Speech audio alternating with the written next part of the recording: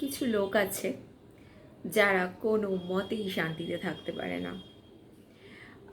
এরা না শান্তিতে কথা বলতে পারে, না এরা নিজেদের যে এনভায়রনমেন্টটা আছে সেই এনভায়রনমেন্টে একটা শান্তির পরিবেশ বজায় রাখতে পারে।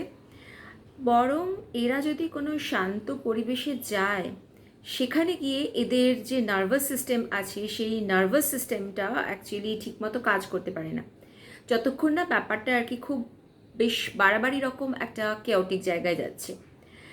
মানে যতক্ষণ না এরা অন্য কারোর কাছ থেকে বকা খাচ্ছে বা একটা কেওয়াস তৈরি হচ্ছে বা এরা কাউকে ঝাড়তে পারছে, ততক্ষণ অবধি কিন্তু মানে এরা শান্তিতে থাকতে পারে না। এদের নার্ভাস সিস্টেম অ্যাকচুয়ালি কাজ করে না, বা এদের নার্ভাস সিস্টেম ওই রকম কেওটিক সিচুয়েশনে থেকেই অভ্যস্ত। এদের আশেপাশে যদি এরকম কোনো লোক আসে যে খুব পজিটিভ মাইন্ডেড এবং একটা পিসফুল এনভায়রনমেন্ট তৈরি করে রেখেছে, এরা কিন্তু সেই পিসফুল এনভায়রনমেন্টটা তৈরি মানে রাখতে দেয় না।